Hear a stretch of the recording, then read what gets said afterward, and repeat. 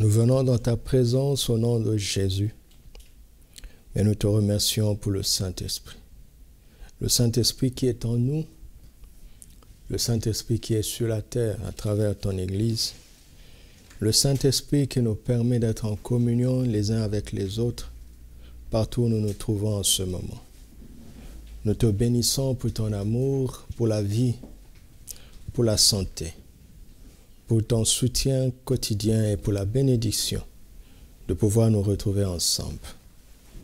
Ce culte est pour ta gloire. Nous t'avons apporté nos louanges et adoration qui vient de nos cœurs.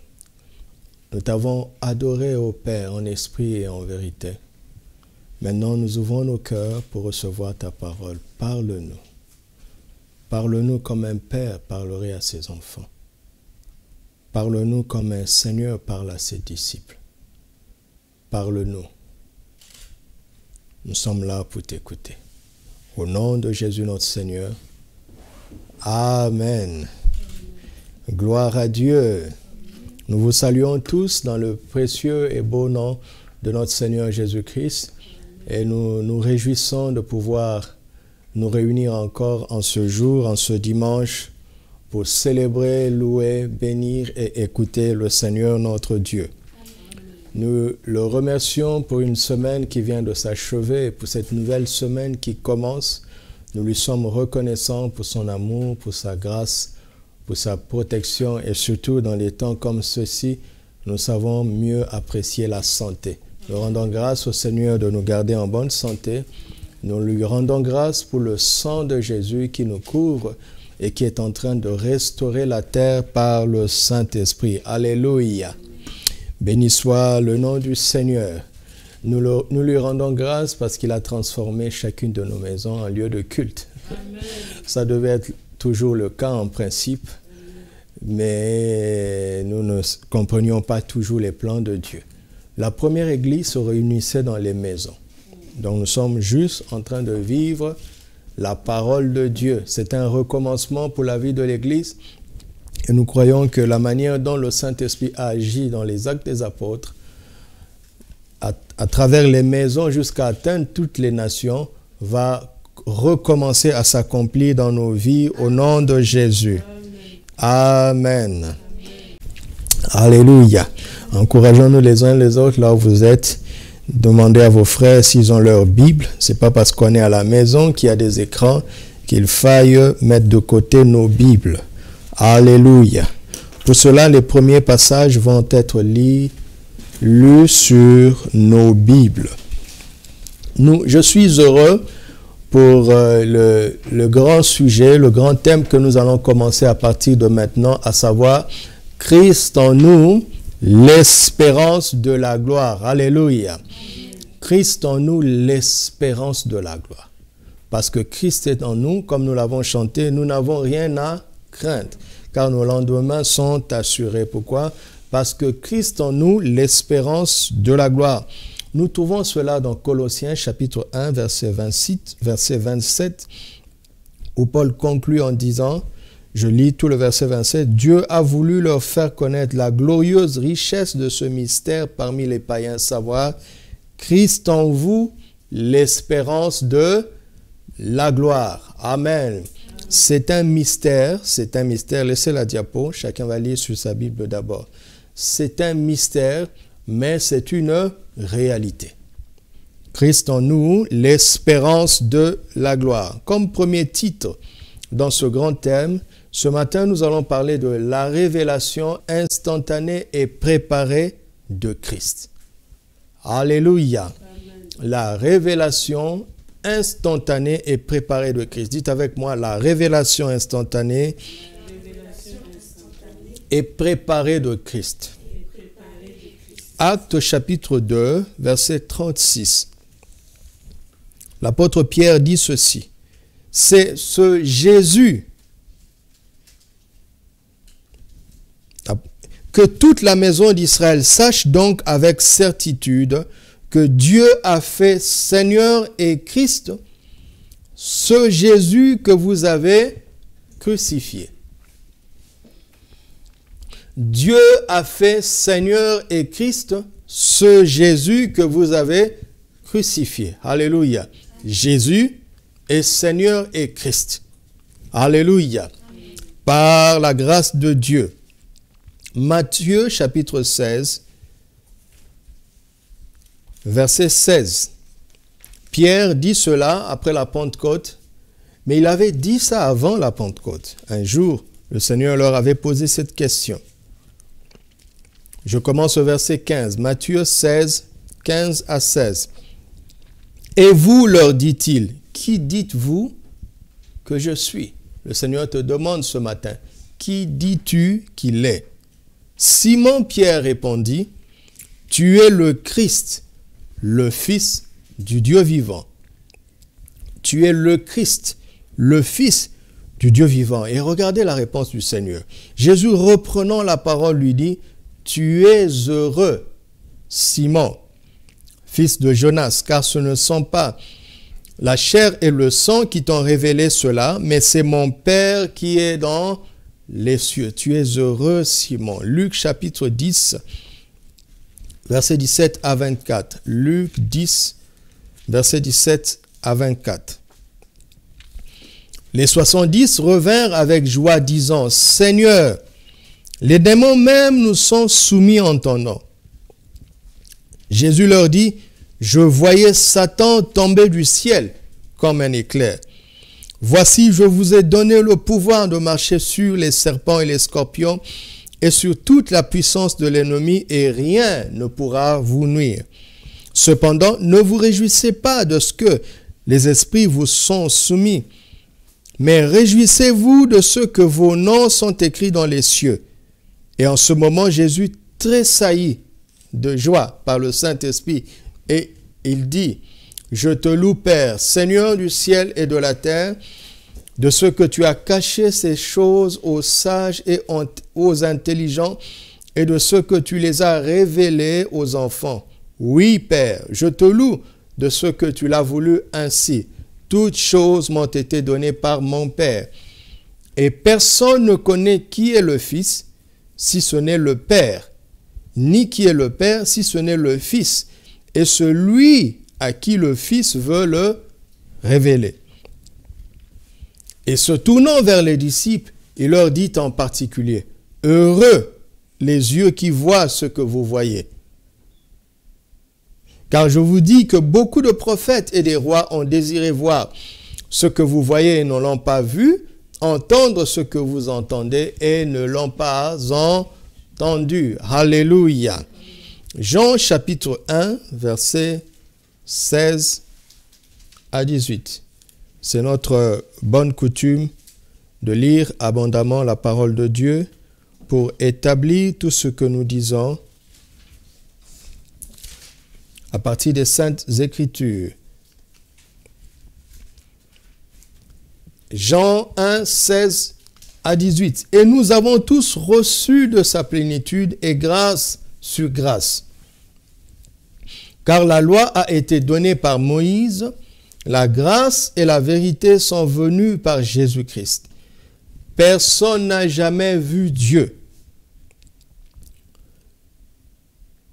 Dieu le Fils unique, qui est dans le sein du Père, est celui qui l'a fait connaître. Alléluia.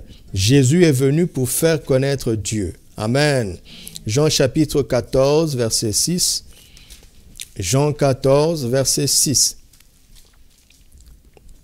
Jésus lui dit, « Je suis le chemin, la vérité et la vie. Nul ne vient au Père que par moi. » Amen.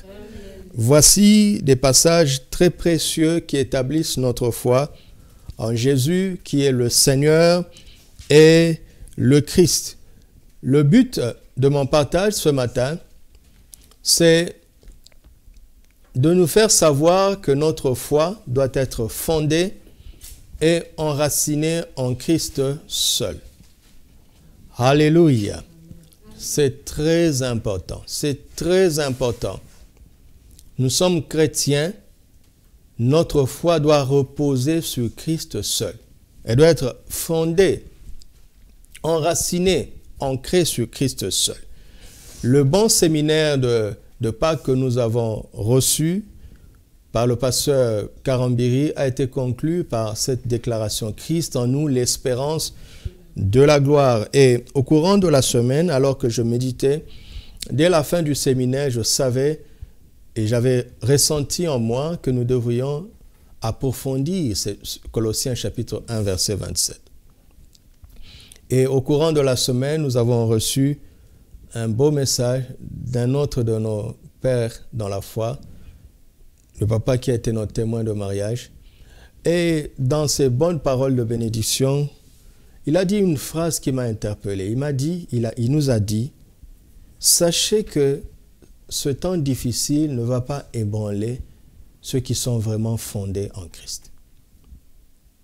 Les temps de crise n'ébranlent jamais ceux qui sont vraiment fondés en Christ.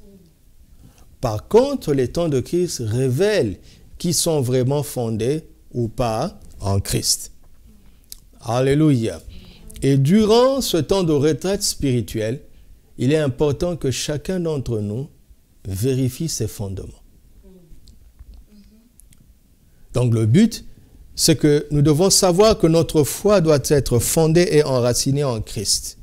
Rien n'est si bon ni si sûr dans cette vie en dehors de Christ, n'est-ce pas?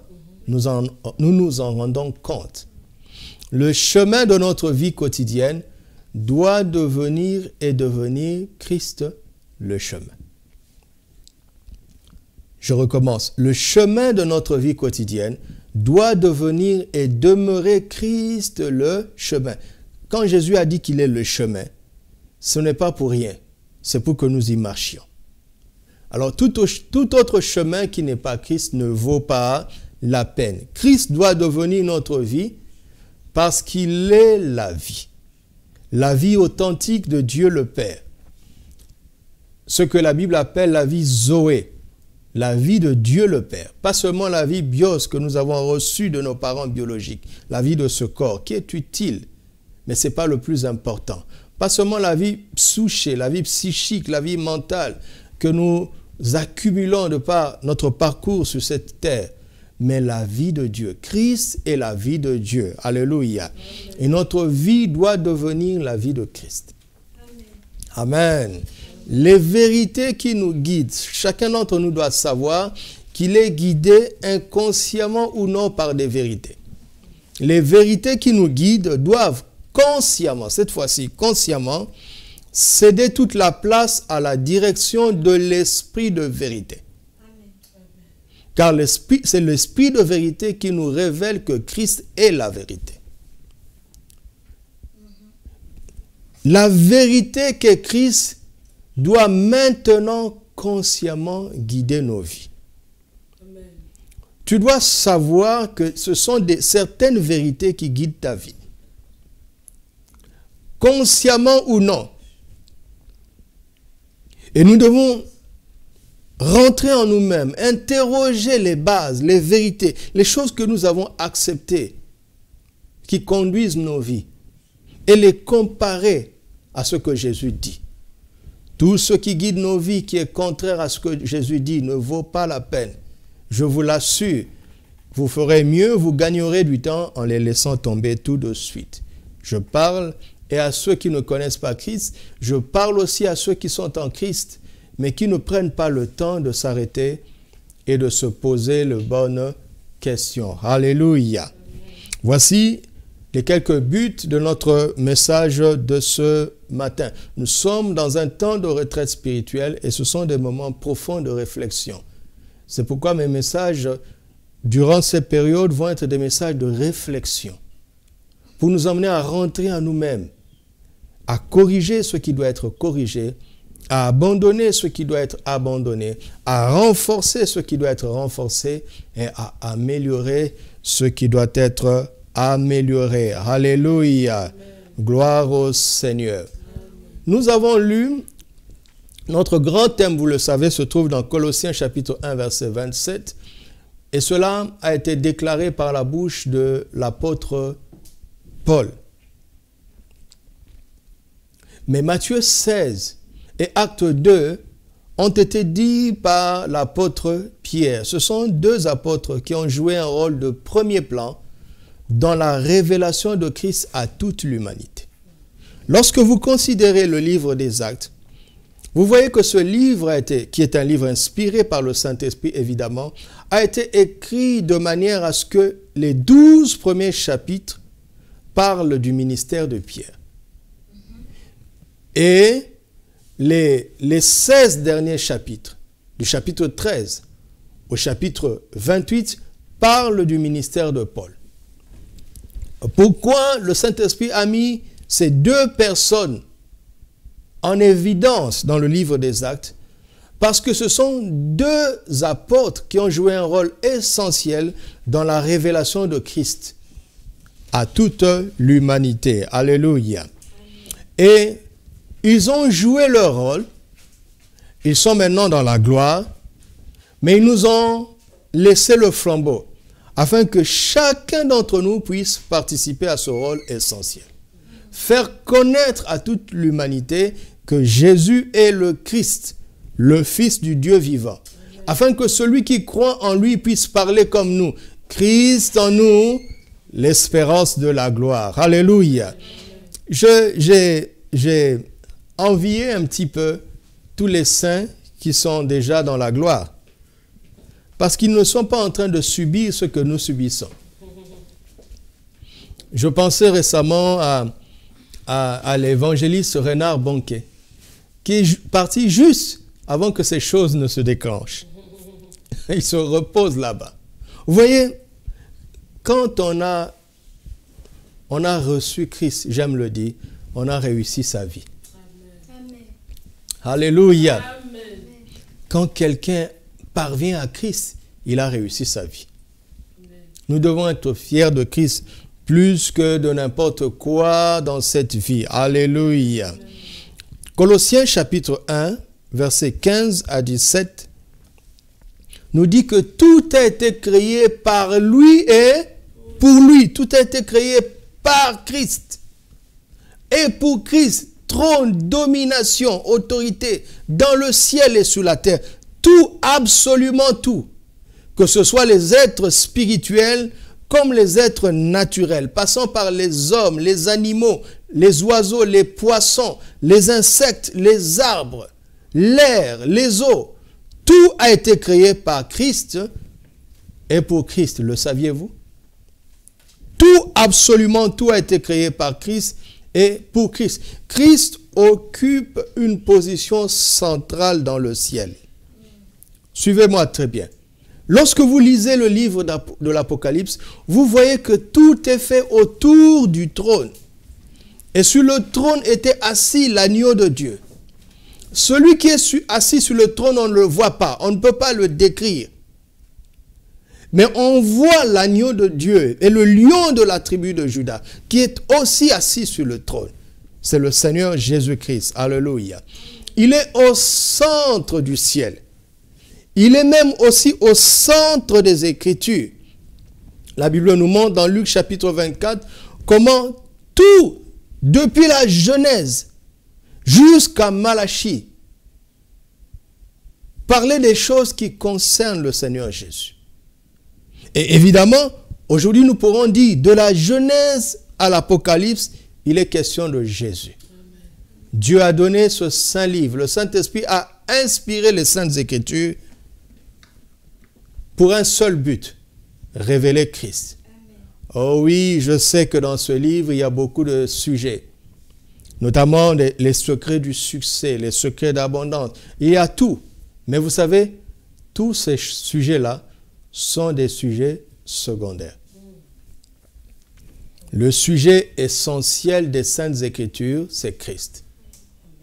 C'est pour ça que c'est ce sujet dont j'aime parler.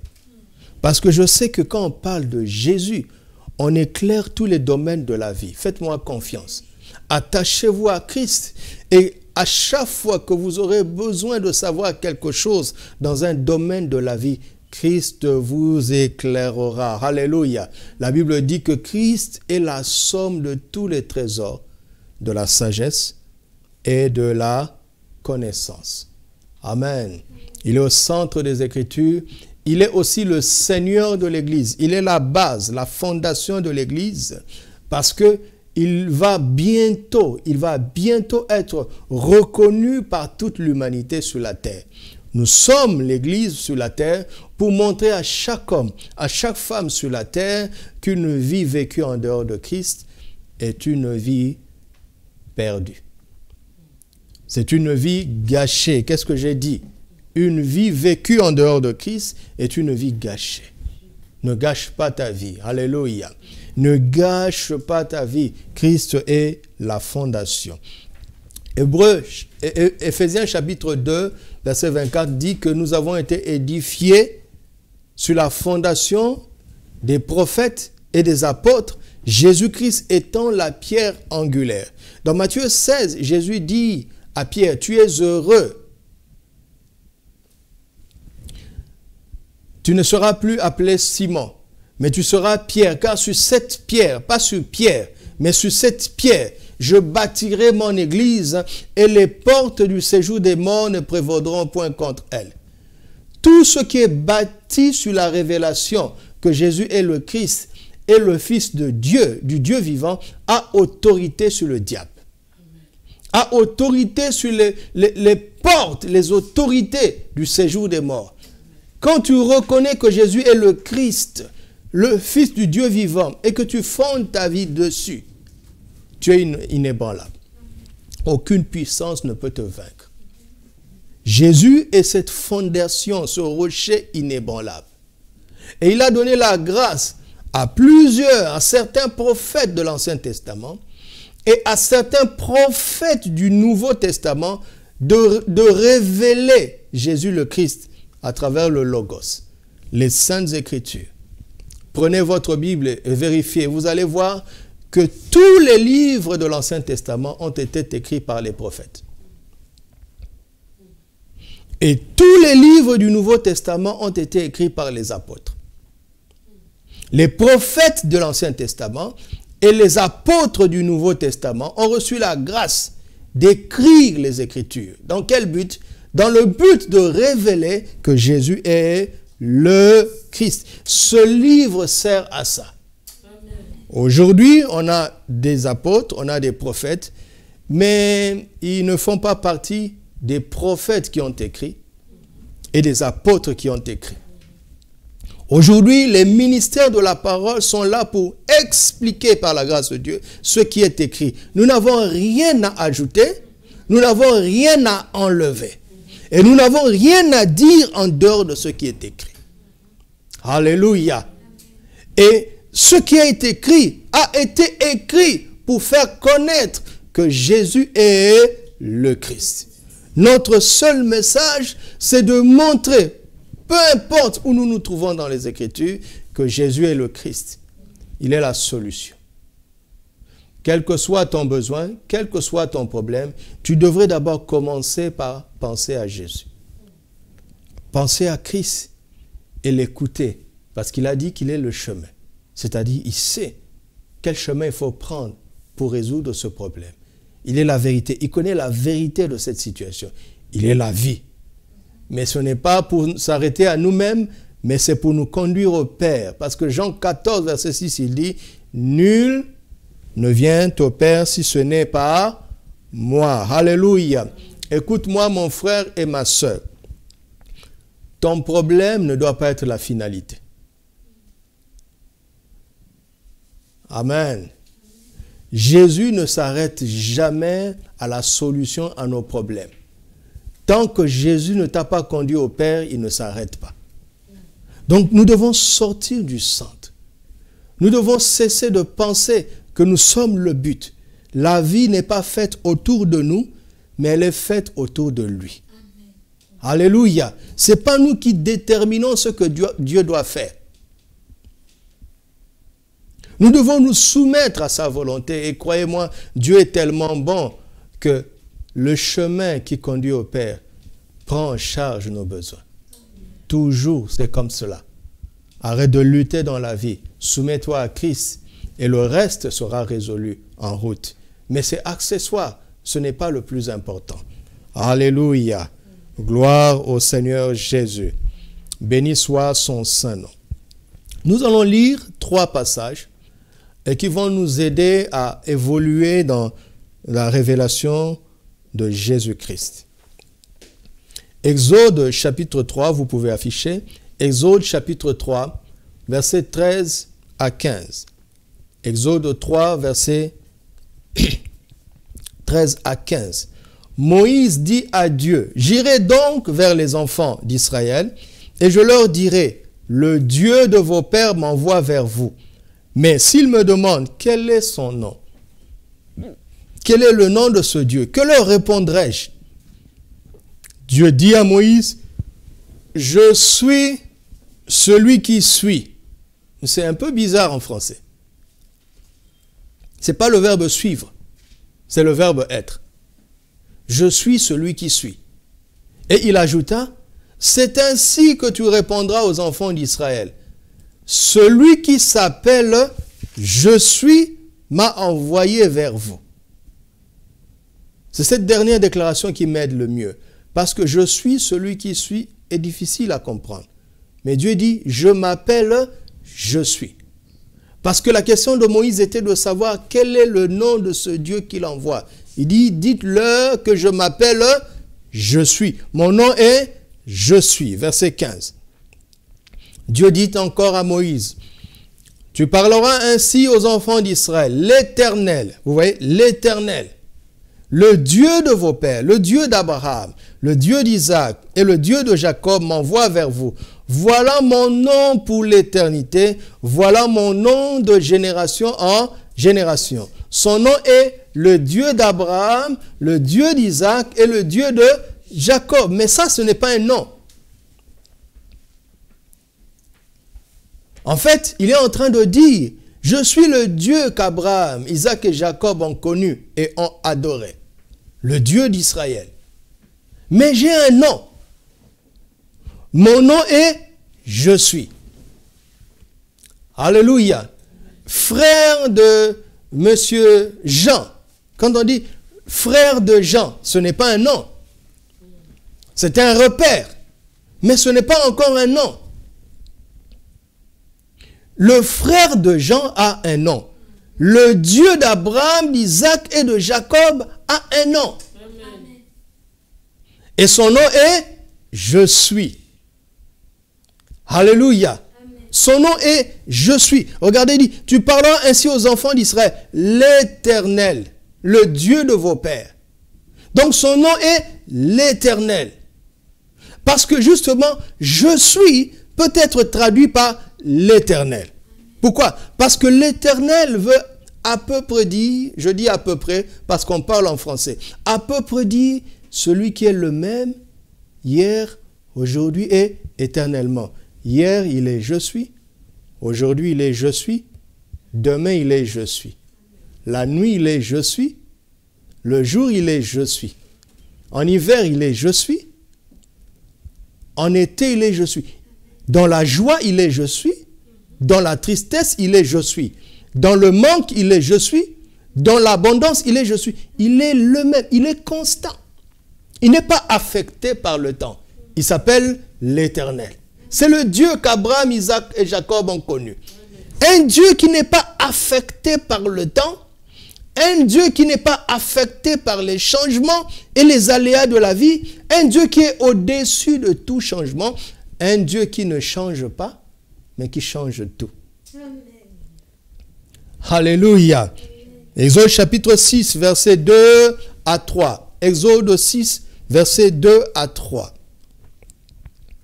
Dieu parla encore à Moïse et leur dit, je suis l'Éternel. Je suis apparu à Abraham, à Isaac et à Jacob comme le Dieu tout-puissant, El Shaddai. Mais je n'ai pas été connu de sous mon nom, l'Éternel. Qu'est-ce que vous entendez là? Il dit, El Shaddai a été une description de mon apparition. Mais ce n'est pas mon nom. C'est une description.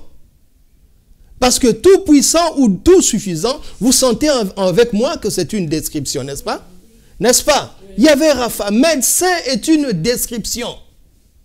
Mais ce n'est pas un nom. C'est pour ça qu'on dit docteur Jacques ou bien docteur Pierre. N'est-ce pas?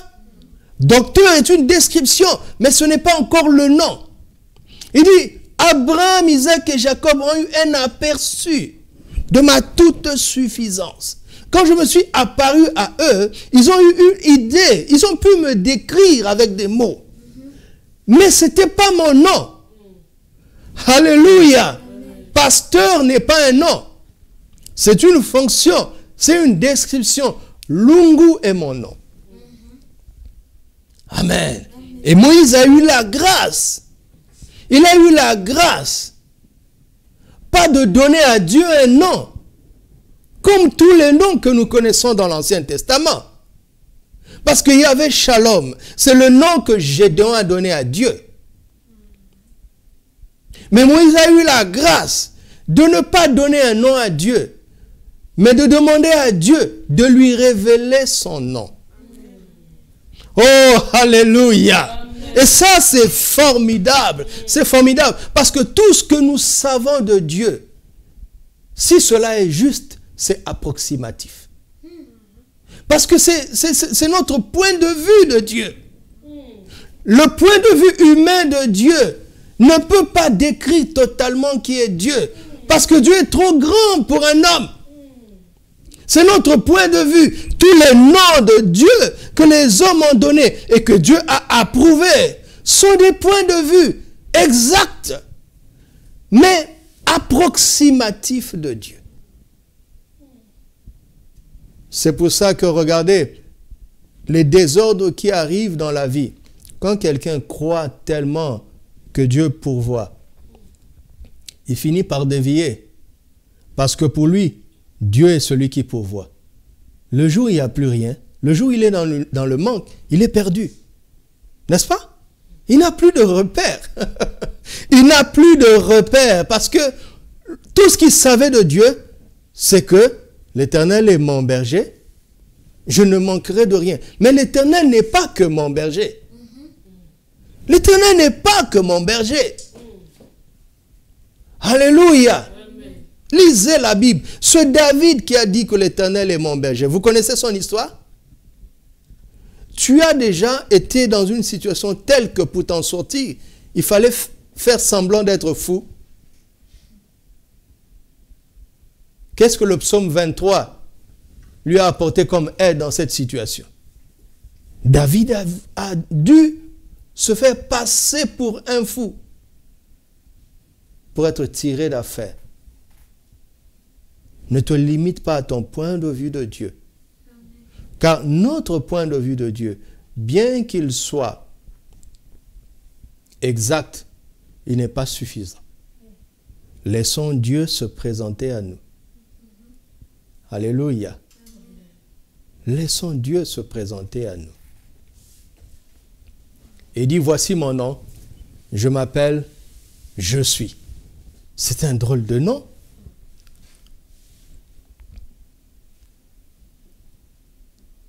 Il dit, tu commences à me connaître quand tu enlèves de moi tous les adjectifs et les attributs. Quand tu enlèves de moi tout ce que je peux ou tout ce que je fais. Quand tu te contentes de ce que je suis. Alléluia. Quand tu te contentes de ce que je suis. Je sais que tu es chrétien depuis longtemps. Mais écoute-moi. Tu vas voir, je vais te demander de faire un exercice aujourd'hui. Fais-le avant de dormir. Prends un temps, même 15 minutes. Retire-toi tout seul. Fais cet exercice. Commence à adorer Dieu sans dire ce qu'il fait. Note ça. Et tu vas voir toi-même si tu le connais ou pas.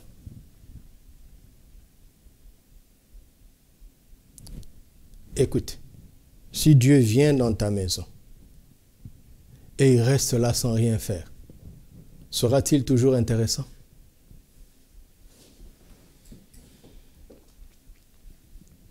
Tu cries, Seigneur! Il dit, je suis. Seigneur! Il dit, je suis. Vas-tu continuer à l'adorer? Vas-tu continuer à l'aimer, à être fier de lui? Vous savez, personne ne peut me dire ici qu'il a tout. Chacun manque toujours quelque chose quelque part. Mais ça ne veut pas dire que Dieu n'est pas là. Tu m'entends? Ça ne veut pas dire que Dieu n'est pas là.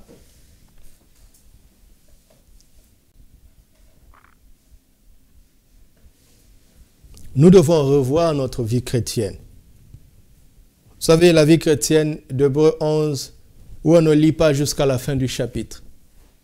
On se contente des exploits, de la première partie des exploits. Mais on ne va pas jusqu'au bout. Où il y a des gens qui ont refusé d'être délivrés. C'est-à-dire que Dieu pouvait les délivrer de ce danger, ils ont refusé. Parce qu'ils avaient une meilleure espérance. Il y a d'autres personnes qui n'ont rien refusé, mais Dieu n'est pas intervenu. Dans la foi, il y a les deux parties. Il y a le Dieu qui fait, il y a le Dieu qui est. Et je pense que le Dieu qui est supérieur au Dieu qui fait. Car c'est ce Dieu qui est, qui fait finalement. Mercredi, vous allez voir quelque chose que nous allons apprendre de manière concrète sur notre vie, à partir de la vie chrétienne. Alléluia. Alors, lorsque vous lisez, nous comprenons ensemble, à partir d'Exode 6, que Moïse a eu une révélation de l'identité de Dieu que les pères n'avaient pas eue. Il a eu une grâce extraordinaire. Alors, écoutons sa prière, Psaume 90, écoutons comment il parle de ce Dieu dont il a connu le nom. Psaume 90. Prière de Moïse, homme de Dieu. Seigneur, tu as été pour nous un refuge de génération en génération. Avant que les montagnes soient nées et que tu aies créé la terre et le monde, d'éternité en éternité, tu es Dieu. Tu fais rentrer les hommes dans la poussière et tu dis, fils de l'homme, retournez, soulignez ça, retournez, retournez. C'est-à-dire, vous venez de quelque part et vous devez rentrer d'où vous venez. Il dit, car 1000 ans sont à tes yeux comme le jour d'hier. Essaye de réfléchir un peu. Essaye de réfléchir. 1000 ans sont comme le jour qui est passé. Quand il n'est plus, et comme une veille de la nuit, tu les emportes semblables à un songe qui le matin passe comme l'herbe. Elle fleurit le matin et elle passe. Et on le coupe le soir et elle sèche. Quand on considère Dieu, l'Éternel, celui qui s'appelle Je suis, on voit que la vie sur terre n'est rien. Ça passe comme un souffle. Pourquoi? Parce que 1000 ans sont rien à ses yeux. Alors qu'aujourd'hui, plus ou moins, l'espérance de vie est autour de 80 ans. C'est rien. C'est même pas un jour. À ses yeux. C'est ce que tu dois comprendre. Mais on dit, d'éternité en éternité, tu es Dieu. Nous sommes dans le temps. Dieu est Dieu d'éternité en éternité. Les quelques fragments de temps que nous passons sur la terre ne sont rien à ses yeux. Mais c'est un cadeau qu'il nous fait pour passer l'éternité avec lui. Tu m'entends? Je bénis le Seigneur pour le culte des enfants qui était très édifiant, en tout cas pour moi. Et pendant que l'équipe se préparait, maman a dû chercher un CD pour trouver un cantique. Mes amis, ça fait même pas 20 ans. Les CD sont dépassés. CD, lecteur CD.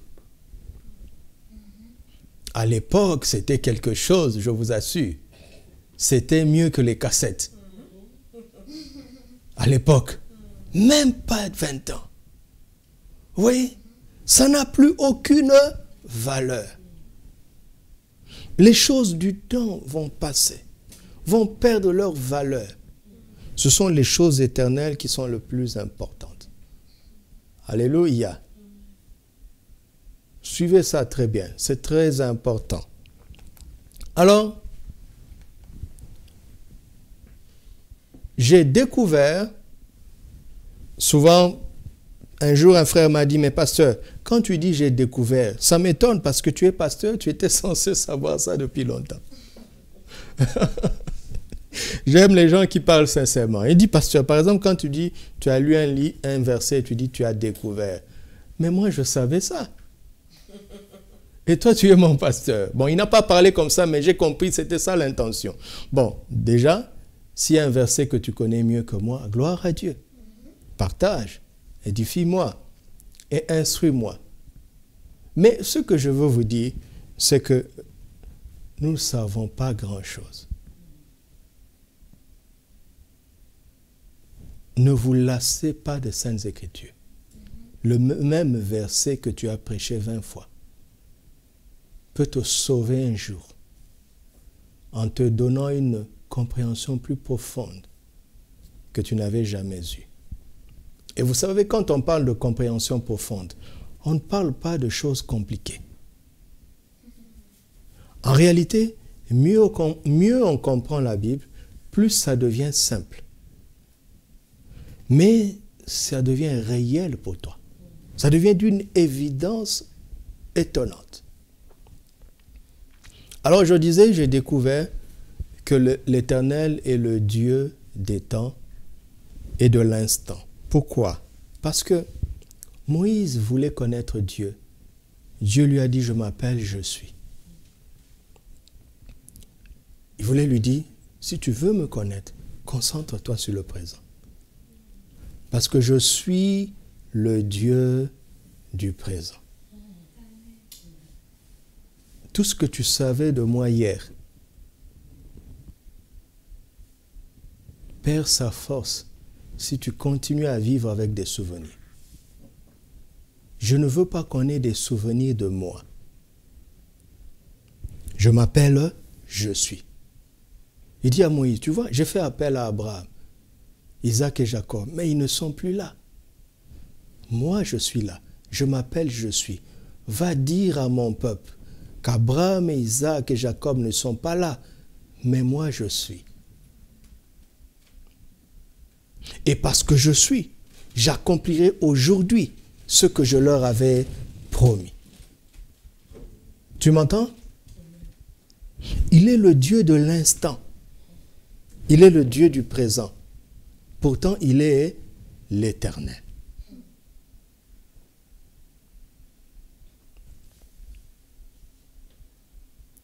Si tu veux vivre et être fort dans la foi, il faut communier avec Dieu aujourd'hui.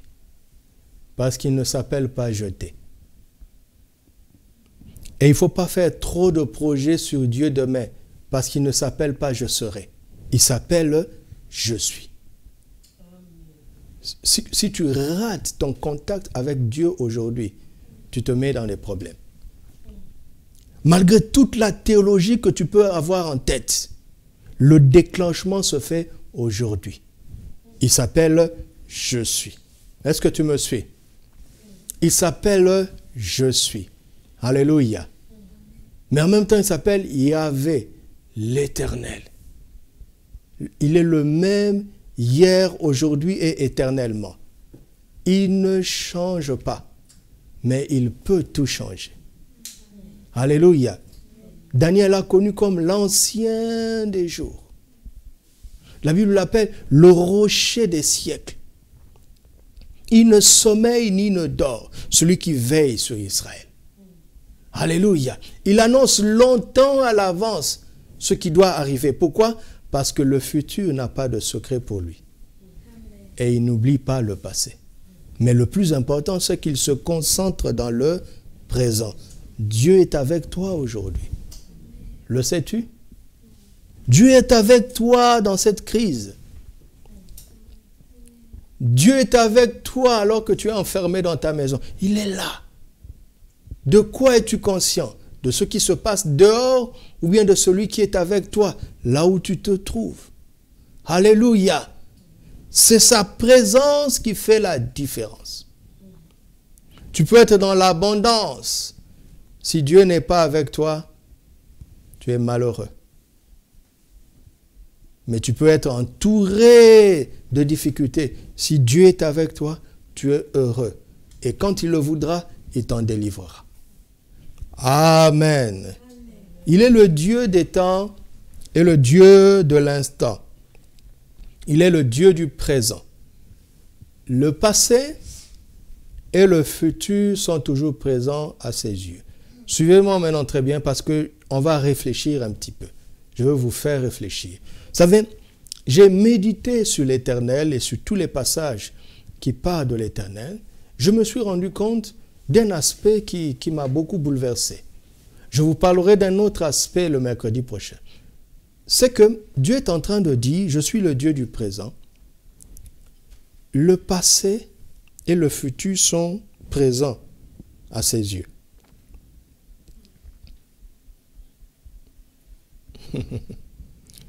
Dieu est omniscient, n'est-ce pas? Il ne découvre pas ce qui va arriver, il le sait. Le futur est présent aux yeux de Dieu dans le présent.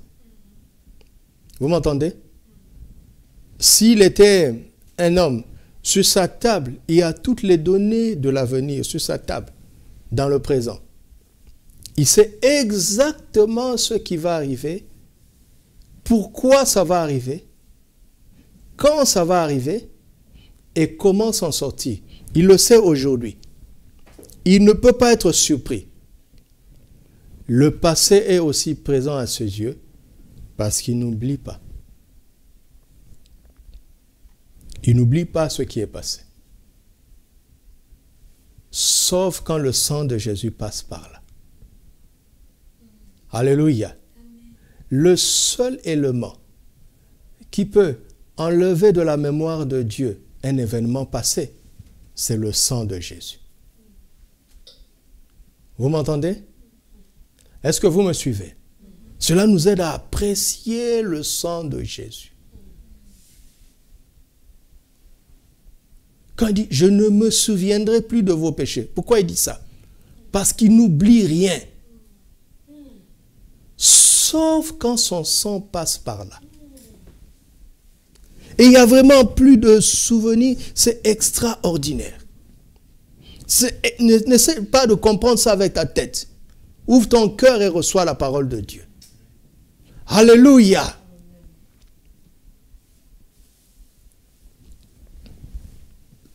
Alors, imaginons un instant à quoi ressembleraient nos vies si le passé restait présent. D'accord? Prends ta propre vie, hein? Ne regarde pas la vie de quelqu'un d'autre. Si le passé restait présent en toi, dans tes pensées, aujourd'hui, ta vie allait ressembler à quoi? Par exemple, nous vivrions dans l'amertume à cause du mauvais passé, n'est-ce pas? N'est-ce pas? Tu imagines si le souvenir de nos fautes devait être présent à nos yeux. Lisez le psaume de David. Comment il dit? Mais le souvenir de mes péchés constamment devant ma face. À quoi allait ressembler une telle vie? Nous vivrions dans l'amertume à cause du mauvais passé. Nous serions mélancoliques à cause d'un meilleur passé.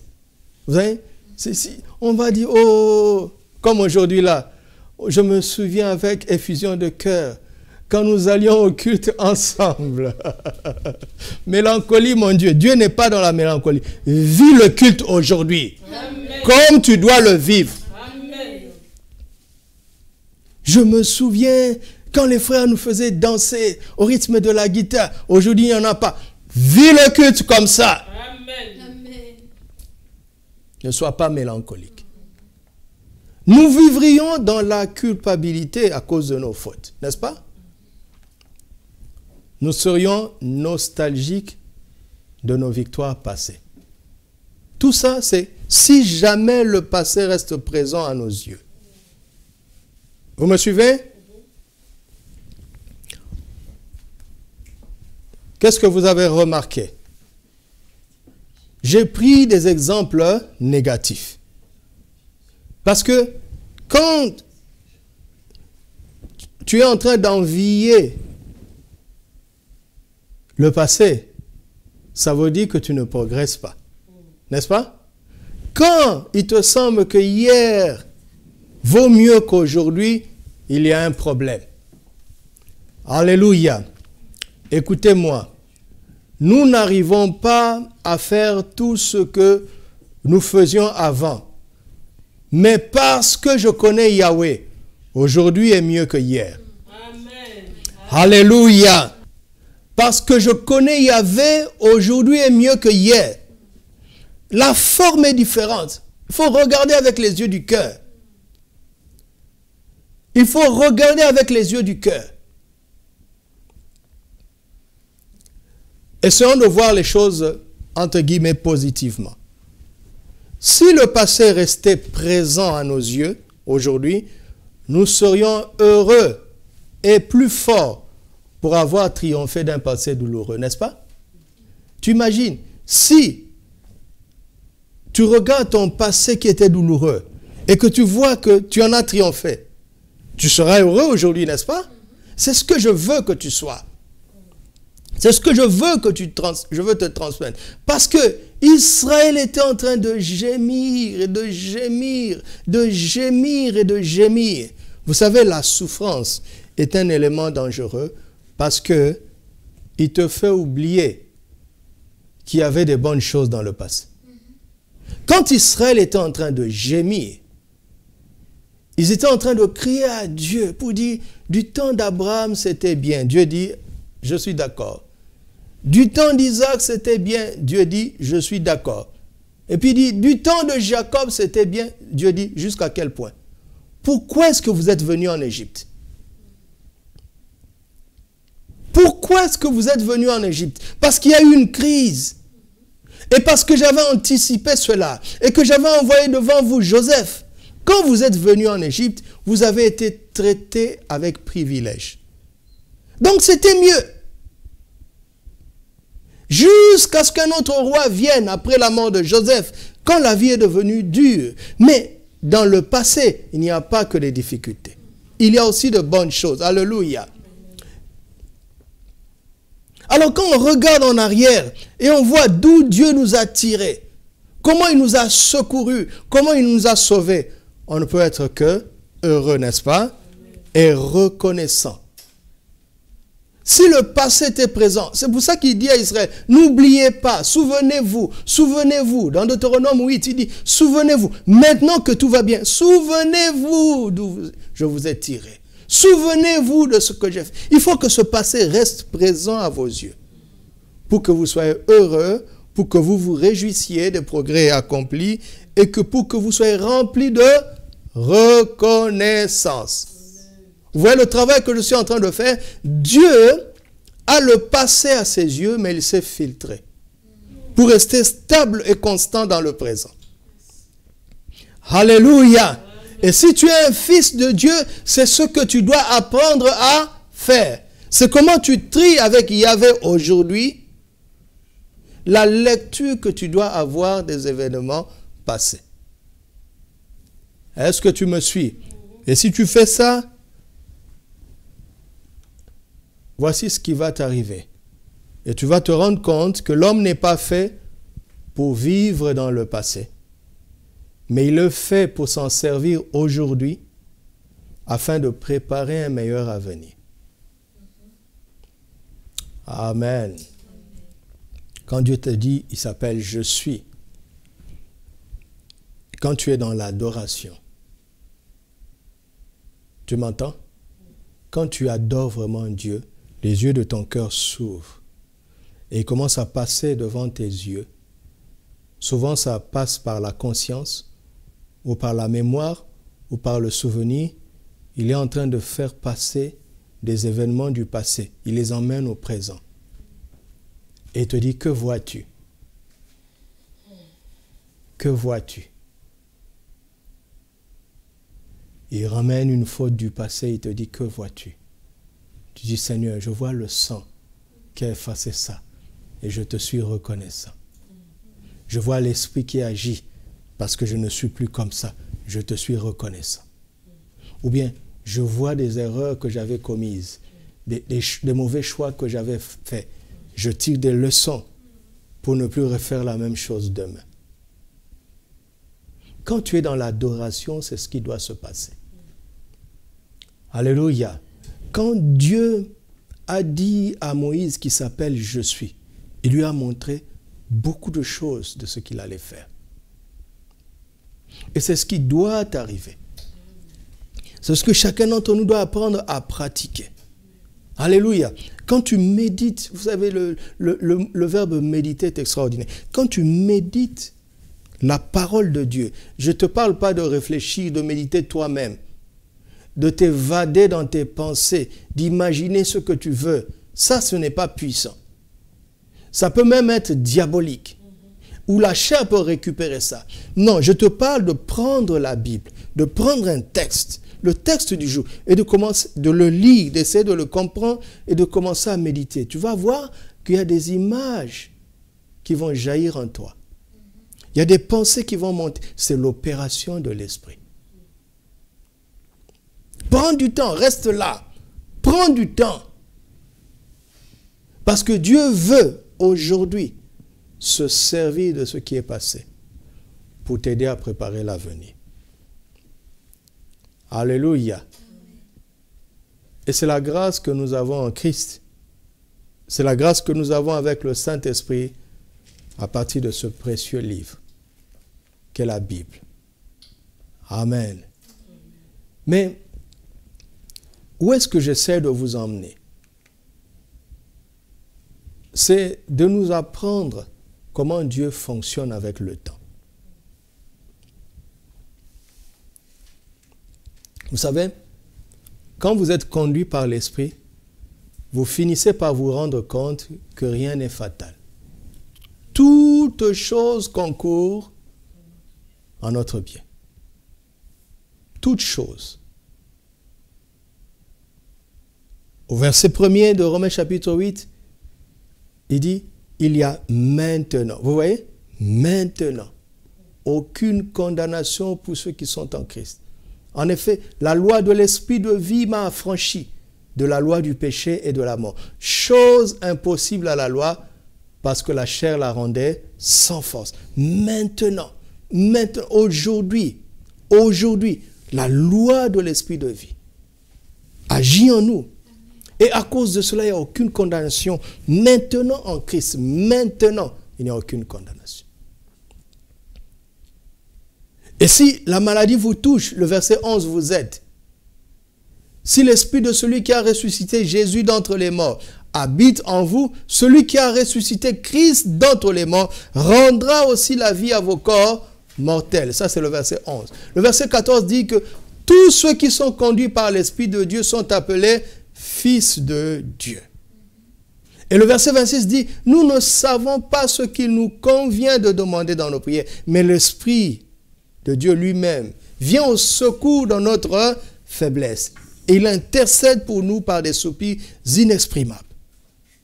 C'est en faisant ce parcours qu'on arrive au point où on dit, toutes choses concourent au bien de ceux qui aiment Dieu et qui sont appelés selon son dessein. Mais c'est une affaire de chaque jour. Chaque jour, mon ami, tu ne vas pas vivre aujourd'hui avec la foi d'hier. C'est chaque jour qu'il faut communier avec celui qui s'appelle « Je suis ». Il est l'Éternel, mais il est le Dieu d'aujourd'hui. Amen. Alléluia. Alléluia. Regardez ce qui s'est passé avec Pierre. Je suis en train de faire ça pour nous emmener de Moïse à Pierre. Jésus demande à Pierre, il demande à tout le monde, qui dites-vous que je suis? Seul Pierre répond et il dit, tu es le Christ, le Fils du Dieu vivant. Quand tu observes Jésus, tu vois que c'était un homme qui n'agissait pas au hasard. Il n'improvisait pas. Il était vraiment comme Dieu. Il était vraiment comme Yahvé. Vous savez, Dieu est tout puissant, mais il n'agit jamais par improvisation. Vous m'entendez? Vous m'entendez? Par exemple, si tu es expert dans un domaine, tu peux avoir tendance à ne plus te préparer parce que tu sais comment il faut faire. C'est le chemin de l'échec. Il faut voir loin et préparer ce que tu vas faire, où tu veux arriver, parce que Dieu a fait de même. Dieu a fait de même. Lisons Luc chapitre 2, versets 29 à 32. Siméon va dire une phrase merveilleuse au sujet d'un bébé, l'enfant Jésus. Maintenant, Seigneur, tu laisses ton serviteur s'en aller en paix selon ta parole, car mes yeux ont vu ton salut. Salut que tu as préparé devant tous les peuples. Lumière pour éclairer les nations et gloire d'Israël pour ton peuple. Jésus est le salut que Dieu a préparé. Dieu n'a pas improvisé. Alléluia. Il a été immolé avant la fondation du monde. Avant. Et quand Satan a trompé l'homme et la femme dans le jardin, Dieu n'était pas surpris. Il avait un plan de secours. Et il donne la première prophétie en Genèse 3, verset 15. La postérité de la femme écrasera ta tête. Après avoir dit ça, Dieu est resté silencieux. Il a envoyé des prophètes. Il a travaillé pendant 4000 ans, jusqu'en Galates 4:4, où il est dit, lorsque les temps ont été accomplis, Dieu a envoyé son Fils. Dieu a préparé patiemment. Et je dis, Jésus est le projet de Dieu le mieux préparé. Tout ce que Dieu fait, il le prépare. Mais il n'a rien préparé comme Jésus. Comme la venue de Jésus sur la terre. Alors, les disciples, quand Jésus a appelé les disciples, ils se sont rendus compte que Jésus se comportait comme Yahvé. Il n'improvisait pas. Alléluia. Suivez-moi. Jésus n'improvisait pas. Ceux qui pensent qu'il était tellement loin, qu'il pouvait faire ce qu'il veut, quand il veut. N'oubliez pas Jean 5, il dit le Fils ne fait que ce qu'il voit faire au Père. Quand Satan lui dit, si tu es le Fils de Dieu, transforme ces pierres en pain. Il pouvait le faire. Mais il allait le faire pourquoi? Ce n'était pas prévu. Ce n'était pas dans son cahier de charge. Ce n'était pas dans le programme du jour. Alors à cause de cela, il a refusé de le faire. Personne ne pouvait pousser Jésus à faire ce qui n'était pas prévu. Personne. Il n'improvisait pas alors qu'il était capable de tout faire. Quand l'un des brigands lui a dit, si tu es le Fils de Dieu, sauve-toi toi-même et sauve-nous. Mais Jésus pouvait descendre de la croix. Mais ce n'est pas ça qui était prévu. Alléluia. Luc 3, 23 dit que Jésus a commencé son ministère quand il avait 30 ans. Pendant 30 ans, il n'a rien fait. Parce que chaque matin, quand il se levait, il n'y avait rien de prévu. Alors il attendait. Son premier miracle, pour le faire, il a commencé par dire, mon heure n'est pas venue. Et quelque temps après, il a fait le miracle. Il manifesta sa gloire et ses disciples crurent en lui. Pierre était là. Pierre a observé la scène. Tout le monde a vu que cet homme avait une horloge. Il avait un calendrier qu'il scrutait. Alléluia. Dans Jean chapitre 7, ses frères lui disent, mais va te montrer aussi à Jérusalem. Pourquoi rester ici? La fête des tabernacles arrive. Va te montrer à Jérusalem. Tu as fait des miracles à Nazareth, personne ne te croit, n'est-ce pas? C'est à Jérusalem qu'il faut aller. Parce que là-bas, tu auras de l'ampleur sur le monde entier. C'est là-bas qu'il faut aller prêcher. C'est là-bas pour que tout le monde le voit. Il dit, votre temps est toujours là, mais le mien n'est pas encore là. Dans Jean 13, il dit, quand Jésus a su que l'heure était venue de passer de ce monde au Père, il scrutait toujours ce temps. Et en attendant, il se préparait. Alléluia. Il se préparait à cela. Quand tu observes bien Jésus, tu vois en lui tout le caractère de Yahvé. Le Dieu qui fait tout avec préparation, avec minutie. Pourtant, il est tout puissant. C'est là où c'est le plus difficile. Vous savez, nous avons tendance à nous préparer quand nous nous sentons faibles, n'est-ce pas? Oui, souviens-toi de la toute première fois où on t'a demandé de prêcher. N'est-ce pas que tu as jeûné pendant une semaine? Maintenant que tu es devenu expert, tu cherches même qu'on te programme. Parce que toi, tu as des choses à dire. Il en est de même pour tout ce que nous faisons pour le Seigneur. Que ce soit dans la louange ou conduire la prière. Souviens-toi de la première fois où on t'a dit que tu allais conduire la prière. Tu as perdu l'appétit. Tu n'as pas jeûné. Non, ce n'était pas un jeûne. Tu avais peur. Tu étais stressé. C'est pour ça que tu n'as pas mangé. Mais maintenant, tu es devenu un expert. Je veux que vous mesuriez la difficulté d'être capable de tout faire, mais de pouvoir attendre. Est-ce que tu sens ce que j'essaie de te dire? Je veux te montrer le caractère de Yahvé que Jésus a incarné dans la chair en tant qu'homme. Tu m'entends? Jésus est cet homme qui a incarné le caractère de Yahvé. C'est-à-dire être capable de faire tout juste en claquant le doigt, mais refuser de le faire de cette manière. Et d'attendre le bon moment tout en t'y préparant. Réfléchis, pourquoi Jésus priait? Pourquoi Jésus priait? Pourquoi il sortait tôt le matin pour se préparer la journée? Pourquoi? Parce qu'il ne voulait pas agir en dehors du programme de Dieu. Alors, les disciples ont observé cela. Et celui qui avait l'œil pouvait voir comment cet homme avait un comportement étrange. Il avait un comportement étrange. Parce que Dieu se comporte comme ça. Jusqu'au jour où, dans Jean chapitre 8, Jésus dit, dans une période de contestation, il dit, « Avant qu'Abraham ne fût,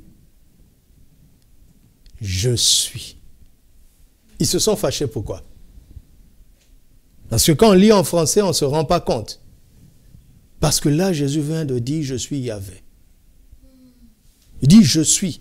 Avant qu'Abraham ne fût, il aurait dû dire, j'étais. Non, il dit, je suis. Et les Juifs ont compris. Ils ont voulu le lapider. Dans Jean 18, quand ils sont venus l'arrêter, il dit, qui cherchez-vous? Il dit, Jésus de Nazareth. Il dit, je suis. Ils sont tombés parce qu'on ne peut pas attraper Yahvé. Il a fallu qu'il se livre, qu'il se laisse faire pour qu'on l'arrête. Les disciples ont vu ça. Et plusieurs ont vu combien il était différent cet homme. Alléluia. Alléluia. Alors, ce qui m'étonne, c'est que quand Pierre maintenant, Jésus, après avoir cheminé avec eux, il pose la question, qui dit-on que je suis? Et ça, ce n'est pas le plus important. Et finalement, il se tourne vers nous. Et vous, qui dites-vous que je suis, moi le Fils de l'homme? Qui dites-vous que je suis dans mon humanité? Qui dites-vous que je suis? Seul Simon-Pierre va donner la bonne réponse. Il va dire, tu es le Christ. Le Christ que tout Israël attendait. Pierre va dire, c'est toi. C'est toi le Christ. Et Jésus va dire, tu es heureux. Jésus ne dit pas tu es privilégié. Amen. Et je vais m'arrêter ici pour ce matin, pour que nous comprenions ce qui se passe. Jésus ne lui dit pas tu es privilégié. Il dit tu es heureux. Jésus ne jouait pas. S'il pose la question à tout le monde, c'est que tout le monde aurait pu répondre. N'est-ce pas? Tout le monde aurait pu donner la bonne réponse. Jésus ne dit pas Pierre tu es privilégié. Dieu t'a mis à part de manière exceptionnelle pour que tu sois le seul à comprendre cela. Et non, il dit, tu es heureux. Tu es heureux parce que tu as pu le dire. Parce que tu as pu entendre le Père qui t'a révélé cela. Tu es heureux parce que ce n'est pas la chair et le sang qui t'ont révélé cela. C'est ça le problème, la chair et le sang. Quand on reste trop naturel, on ne peut pas voir ce qui est évident. Mais quand on se détourne de ce que les choses nous montrent de manière naturelle et qu'on s'attend à Dieu, Dieu nous parle par le Saint-Esprit et il nous donne la révélation. Et la révélation qui rend heureux. La révélation qui rend heureux. Ce n'est pas tant de savoir ce qui va arriver, mais c'est de connaître que Jésus est le Christ. Alléluia. C'est ça qui rend heureux. Deviner ce qui va arriver peut rendre orgueilleux. Mais savoir que Jésus est le Christ, ça rend heureux. Alléluia. Amen. Ça rend heureux. Il y a beaucoup de choses à dire là-dessus. Ça rend heureux. Ça rend heureux. Mais laissez-moi vous dire, en guise de conclusion pour aujourd'hui, cette révélation est instantanée. À l'instant, Pierre ouvre la bouche et parle. Mais cette révélation était préparée. Amen. Préparée. Et vous savez quoi? Elle était préparée pour tous les disciples qui étaient là. Mais ils ont manqué le contact de l'instant. Parce que Dieu s'appelle « Je suis ». Peu importe l'accumulation des choses que tu apprends, il y a un moment voulu où il veut s'en servir. Il y a toujours un temps où il veut rassembler ces éléments et te faire comprendre que tout ce qui est arrivé et tout ce qui t'est arrivé était pour te faire connaître Christ de mieux en mieux. Alléluia. Jésus a posé cette question à tout le monde. Seul Pierre a répondu. D'abord, vous devez savoir que Paul le dit dans Romains, Israël est un peuple extraordinaire parce que c'est eux qui avaient l'espérance, c'est eux qui attendaient le Christ. N'est-ce pas? Quand Pierre dit tu es le Christ, c'est parce qu'ils savaient ce que ça veut dire, le Christ. En tant que bons juifs, c'était dans leur culture, c'était dans leur histoire, c'était dans leur éducation. Ils étaient préparés à cela. Amen. Ils étaient préparés à cela. Nous l'apprenons dans les Écritures. Eux, ils étaient préparés à cela.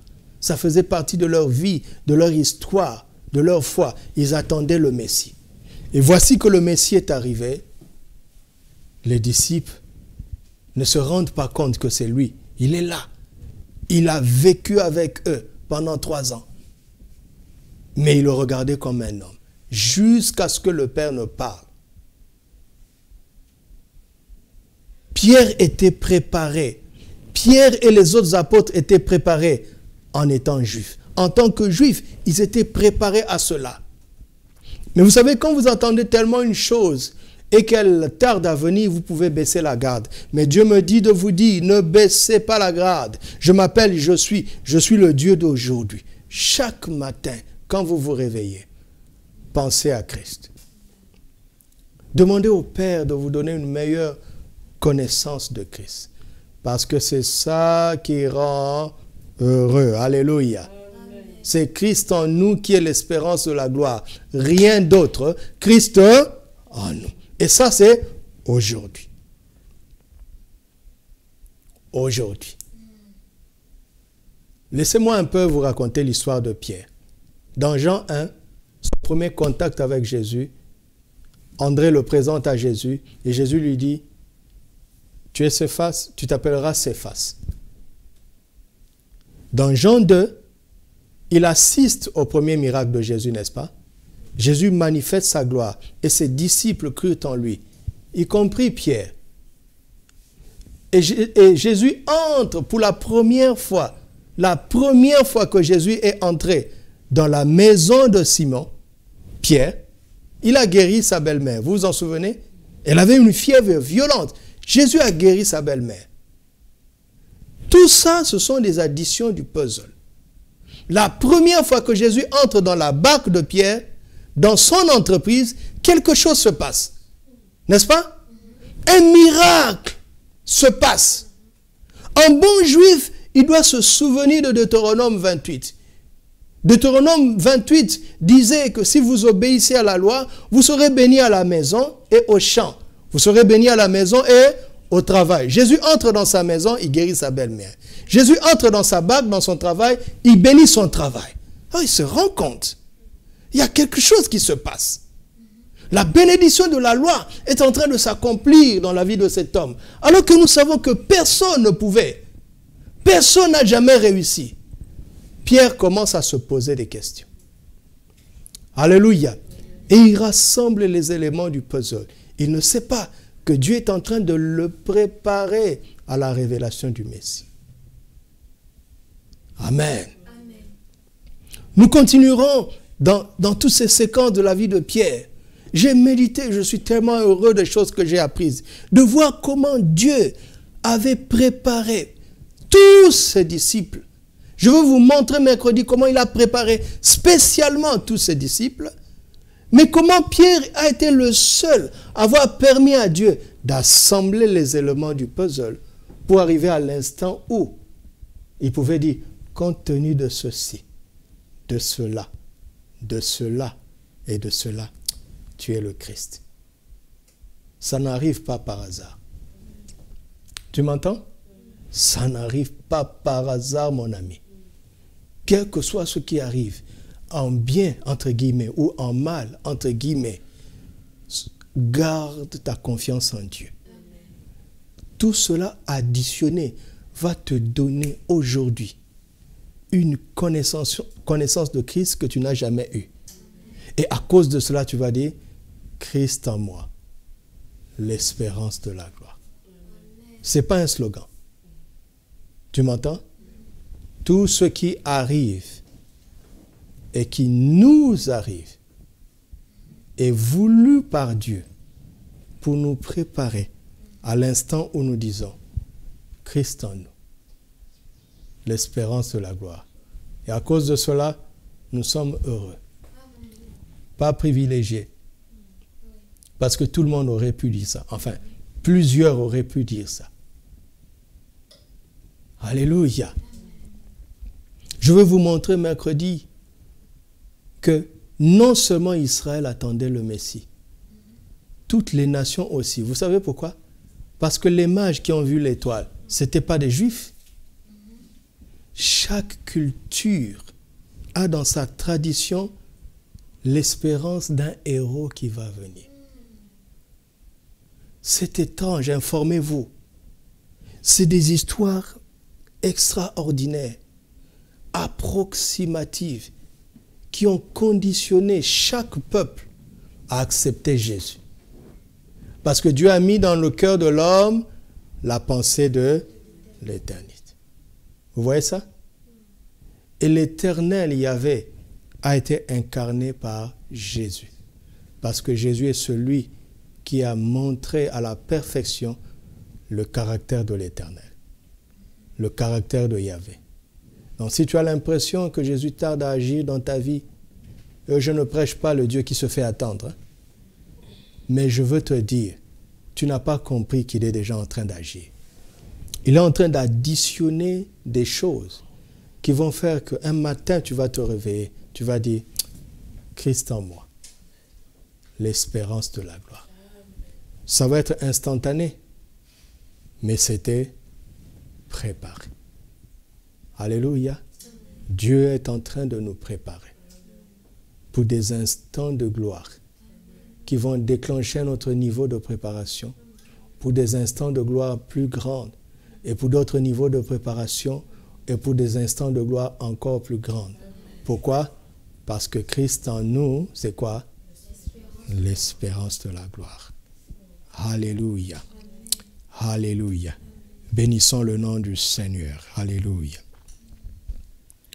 Toi, la lumière qui a vu nos ténèbres, ouvre mes yeux je veux voir. Grâce et bonté que mon cœur adore, mon âme aspire après toi. Oui, je te célèbre et je me prosterne. Je veux proclamer ta majesté. En toi tout n'est que grâce, tout est admirable. Dieu, tu es si grand et bon pour moi, oui. Oui, je te célèbre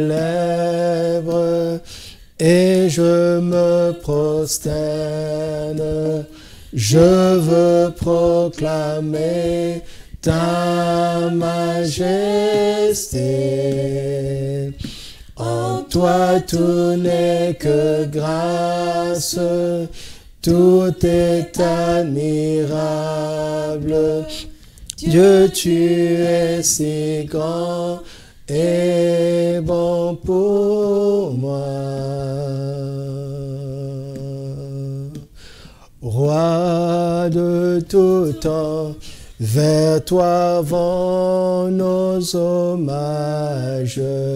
La gloire au plus haut des cieux.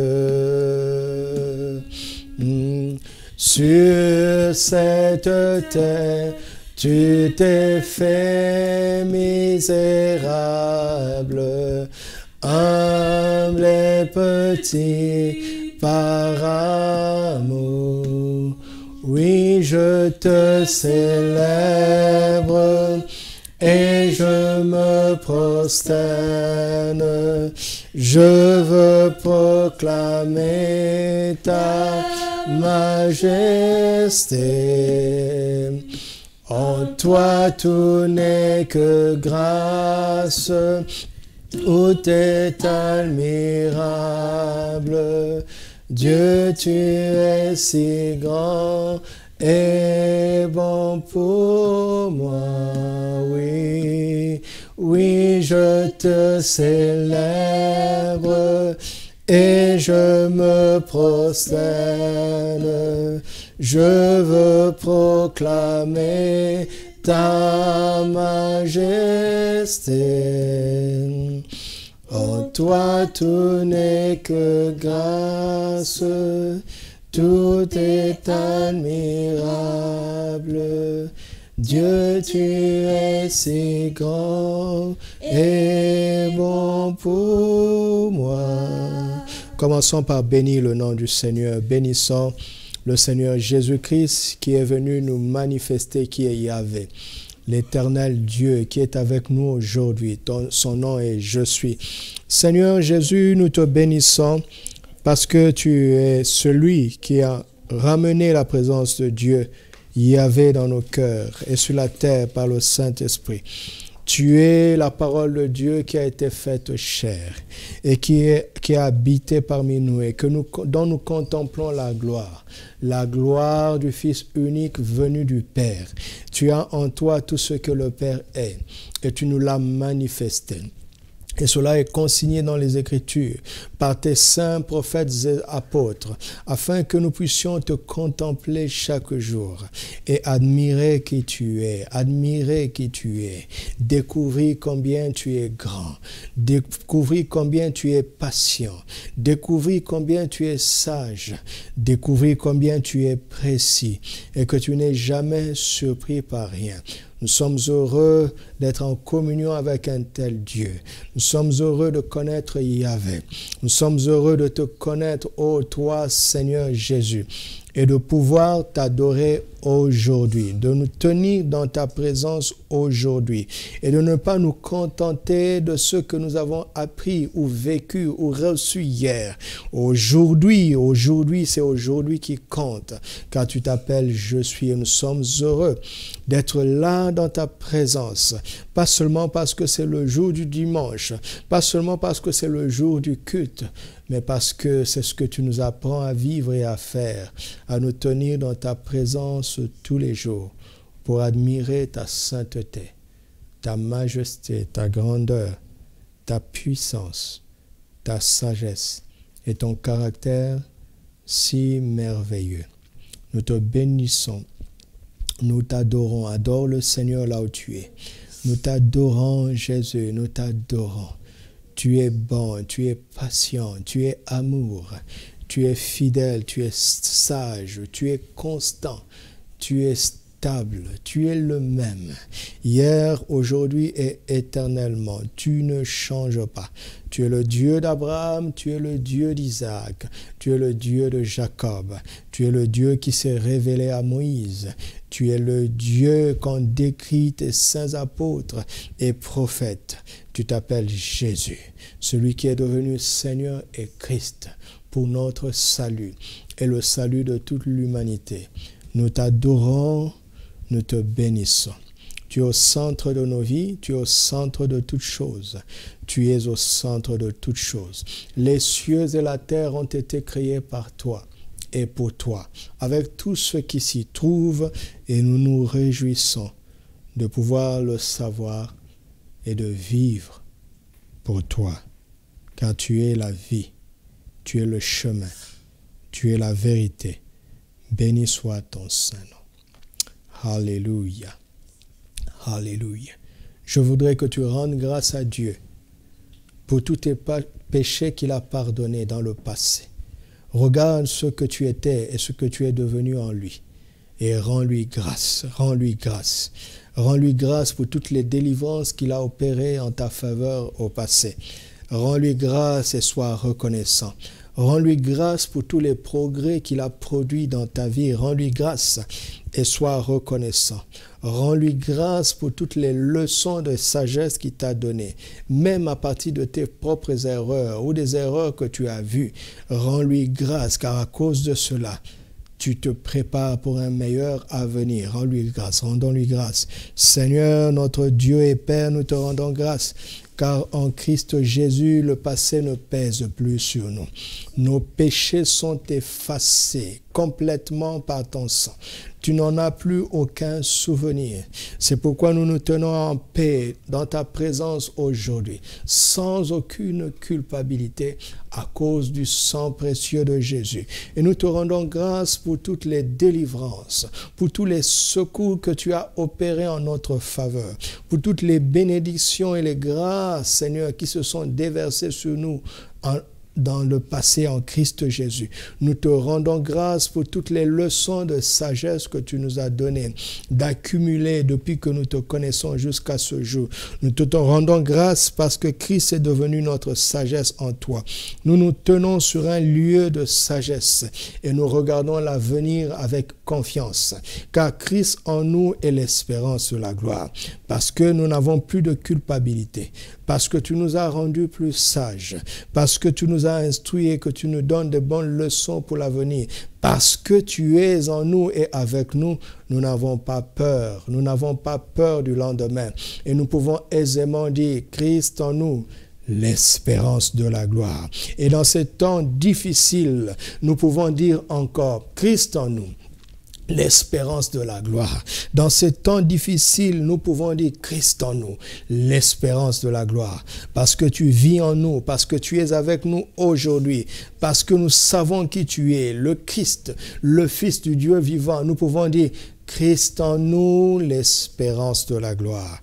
Christ en nous, l'espérance de la gloire. Père, au nom de Jésus, que toute inquiétude soit balayée, que toute peur soit balayée, que toute crainte soit balayée. Parce que tu es en nous, je prie maintenant que tu illumines les yeux de nos cœurs afin que nous puissions, en te contemplant, en contemplant l'Écriture, que nous voyons le Jésus glorifié. celui qui est devenu Seigneur et Christ, qui a reçu tout pouvoir dans les cieux et sur la terre, et qui est en nous par le Saint-Esprit. À cause de ce que tu as fait et à cause de ce que tu es aujourd'hui, nous n'avons aucune raison d'avoir peur. Nous sommes pleins d'espérance et nous te remercions. Pas d'une espérance ordinaire, mais d'une espérance glorieuse. Ce que tu as mis devant nous est tellement glorieux. Nous le croyons parce que tu l'as dit. Nous le croyons parce que nous en avons le témoignage dans nos cœurs. Et nous voulons demeurer dans ce point de foi et l'actualiser chaque jour. Écoute-moi, il y a des flèches de l'ennemi pour semer la peur. L'ennemi n'est pas content de voir que ce vent de peur n'a pas pu t'atteindre. Et il va vouloir s'agiter encore. Mais Dieu parle toujours à l'avance. Dieu nous prépare toujours. Quel que soit ce que tu vas entendre, n'oublie pas, Christ en toi, c'est l'espérance de la gloire. Il est en toi et il est avec toi. Avant de passer à la Sainte Seine, je voudrais que chacun d'entre nous, là où il se trouve, médite un instant.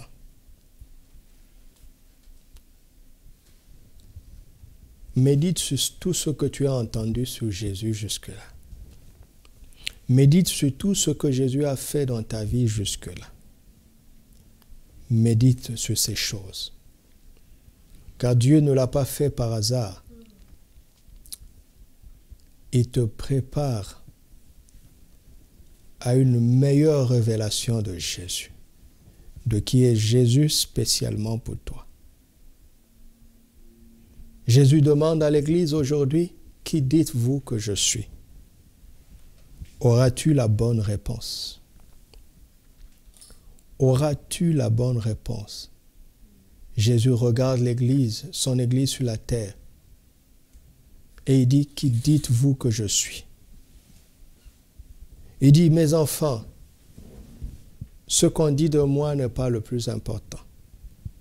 Ce n'est pas ce qui compte le plus. Rapporter ce que les autres disent de moi ne vous rendra pas heureux. Mais c'est de pouvoir dire de moi ce que le Père dit de moi aujourd'hui. Voilà ce qui rend heureux. » Que dis-tu de Jésus aujourd'hui? Qu'est-ce qui remplit ton cœur, tes pensées? Ramène Jésus dans tes pensées pour ne pas être distrait et être prêt à recevoir une meilleure révélation que Jésus est le Christ, le Fils du Dieu vivant. Et c'est ça qui rend heureux. Jésus est venu pour notre bonheur, à condition que nous sachions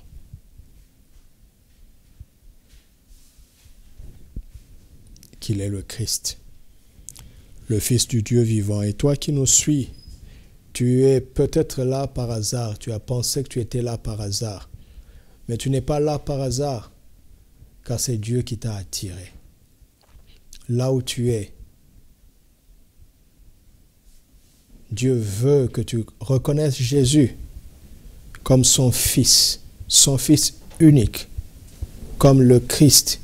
C'est en croyant cela et en le confessant que tu es sauvé, que tes péchés sont pardonnés et que tu expérimentes ce que David a dit.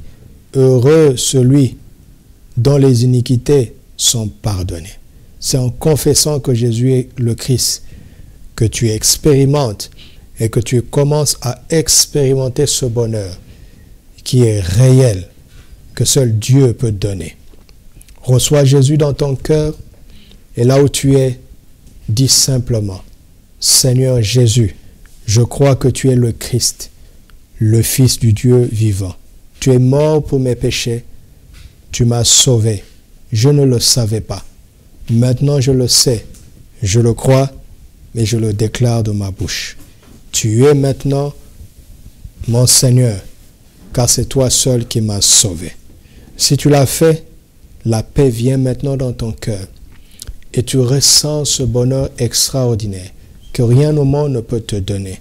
Ce bonheur que nous partageons et nous te disons bienvenue dans la famille de Dieu. Alléluia. Rendons grâce à Dieu pour tous ceux qui sont touchés. Rendons grâce à Dieu pour ceux qui la manière dont il t'a touché aussi, même si tu es en Christ. Je sais que Dieu t'a parlé, Dieu t'a interpellé, Dieu t'a instruit. Rends-lui grâce, exprimons notre reconnaissance. Père, nous te rendons grâce pour le ministère du Saint-Esprit à travers les Saintes Écritures. Nous te rendons grâce. Nous te rendons grâce. Nous te rendons grâce. Nous te rendons grâce. Père, au nom de Jésus, je prie pour les parents de ceux qui nous suivent, qui sont menacés par des maladies. En ce temps difficile, je te demande maintenant d'étendre ta main et de visiter les parents de mon frère et de ma sœur. Il y a parmi nous des frères et des sœurs dont les parents sont souffrants. Et cela vous perturbe beaucoup. Au nom de Jésus, je prends autorité maintenant contre cette maladie. Au nom de Jésus, je proclame une guérison miraculeuse et une guérison instantanée afin que tes enfants soient dans la paix maintenant au nom de Jésus. Recevez cela et vous allez avoir des témoignages. Alléluia.